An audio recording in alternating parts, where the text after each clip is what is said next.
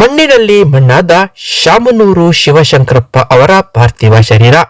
ದಾವಣಗೆರೆ ನಗರದ ಹಿರಿಯ ರಾಜಕಾರಣಿ, ಮಾಜಿ ಸಚಿವ ಹಾಗೂ ಹಾಲಿ ಶಾಸಕ ಶಾಮನೂರು ಶಿವಶಂಕರಪ್ಪ ಅವರ ಅಂತ್ಯಕ್ರಿಯೆ ವೀರಶೈವ ಲಿಂಗಾಯತ ಸಂಪ್ರದಾಯದಂತೆ ಅಂತಿಮ ವಿಧಿವಿಧಾನಗಳೊಂದಿಗೆ ನಗರದ ಕಲ್ಲೇಶ್ವರ ಮಿಲ್ನ ಆವರಣದಲ್ಲಿ ಸೋಮವಾರ ಸಂಜೆ ನೆರವೇರಿಸಲಾಯಿತು.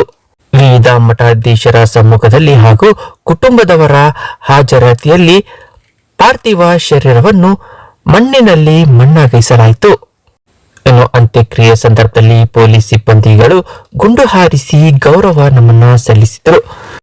ಈ ವೇಳೆ ಮುಖ್ಯಮಂತ್ರಿ ಸಿದ್ದರಾಮಯ್ಯ, ಡಿಸಿಎಂ ಡಿಕೆ ಶಿವಕುಮಾರ್ ಸೇರಿದಂತೆ ರಾಜ್ಯದ ವಿವಿಧ ಭಾಗಗಳಿಂದ ಆಗಮಿಸಿದ ಗಣ್ಯರು, ರಾಜಕೀಯ ನಾಯಕರು ಹಾಗೂ ಅಪಾರ ಸಂಖ್ಯೆಯ ಅಭಿಮಾನಿಗಳು ಭಾಗವಹಿಸಿ ಶ್ರದ್ಧಾಂಜಲಿ ಸಲ್ಲಿಸಿದರು.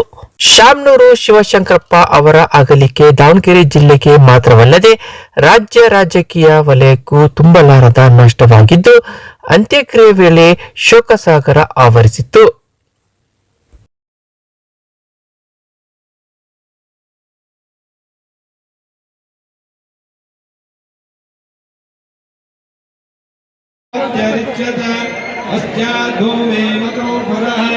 ಯತ್ಪುರುಷೇಣ ಹವಿಷಾ ದೇವಾಯಜ್ಞಮತನ್ವತ ವಸಂತೋಸ್ಯಾಸಿ ರಾಜ್ಯಂ ಗ್ರೀಷ್ಮ ಯಜ್ಞಶರದ್ಧವೇ ಸಪ್ತಾಶಾ ಸಂಪರಿದಯಃ.